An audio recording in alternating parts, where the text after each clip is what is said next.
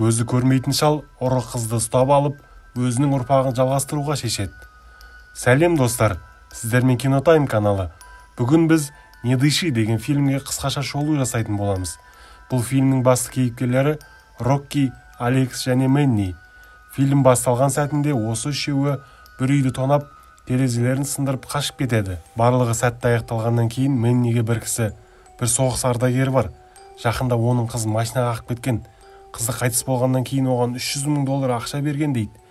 Сөйтіп Мэнни ол туралы достарына айтып жатса, Алекс тұрып, бірақ бізді ұстап алса 10 жылға қамайды ғой дейді.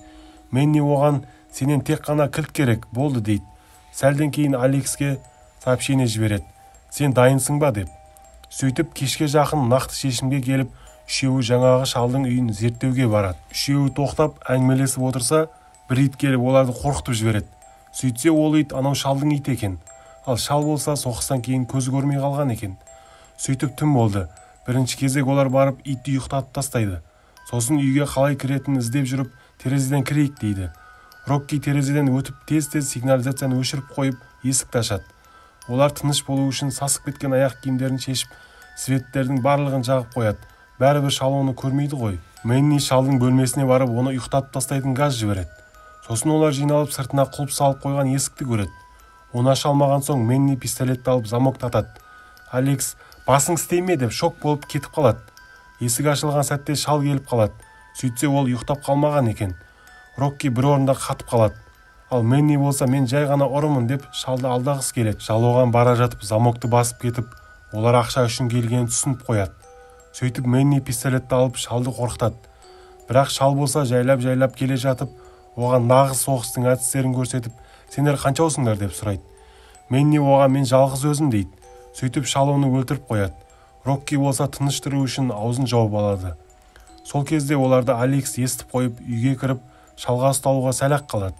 Шал есіктің барлығын құлттап терезелерін қағып тастайды. Рокки Алекс екеуі бір-бірімен хат жазысып отырған кезде шал кладовкаға келіп сейфін ашады. Рокки оның кодын жаттап алады. Сөйтіп шал кетіп қалғаннан кейін Алекс екеуі барып ақшаларды алып, үйден қалай шығамыз деп ойлап тұрады. Сөйтіп екеуі подвал арқылы қашамыз деп шығып бара жатқан кезде шалға ұсталуға сәл-ақ қалады. Шал Мэннидің мәйітін шығарып жатып, біртүрлі басқа адамдардың иістерін сезеді. Айттым ғой, аяқ киімдері сасық деп. Сөйтіп шал ол біреу емес, олар үшеу екенін түсініп, бірден сейфке барады. Ақшасы жоқ екенін түсініп, қатты жынданады. Екеуі қашып бара жатса, оларды байлаулы тұрған бір қыз қорқытып жіберіп, қоңыраудың даусы шығады. Шал олардың қайда екенін түсініп қояды. Байлаулы тұрған қатын, сөйтсе сол шалдың қызын машинамен қағып кеткен қатын екен. Рокки оған көмектесейін десе, шалдың даусын естіп қояды.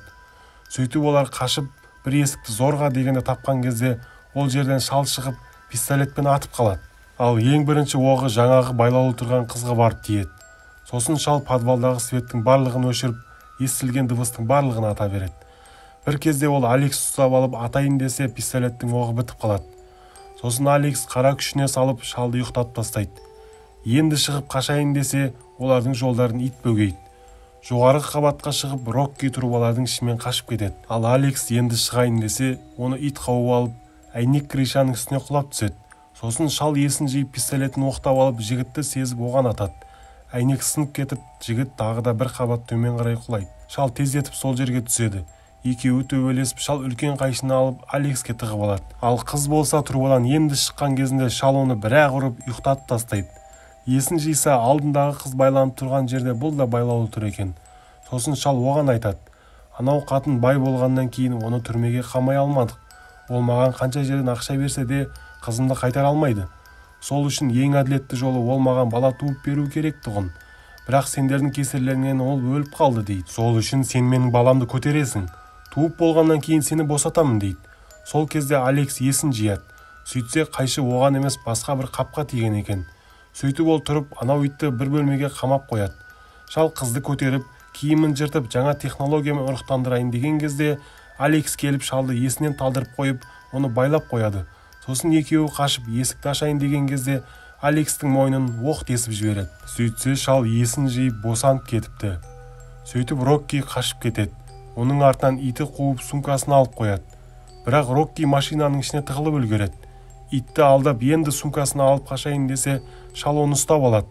Есін жиғаннан кейін амалы жоқтан сигнализацияны қосып жібереді. Шал төбет етіп қалған кезде Рокки оны үлкен темірмен ұрып жібереді. Шал құлап бара жатып пистолетпен өз-өзін атып жібереді. Рокки қашып кетеді. Сосын бірнеше уақыттан кейін Рокки Лос-Анджелеске кетіп бара жатса, телевизордан шалды көреді. Ол тірі қалып полицияға былай айтыпты: "Мен тек қана өзімді қорғау үшін Менни мен Алексті өлтірдім" дейді. Ал Рокки және ақша туралы ештеңе айтпайды. Сөйтіп Рокки кетіп қалады. Осымен фильм бітті. Достар, біздің каналымыздағы басқа да видеоларды көріп кетіңіздер.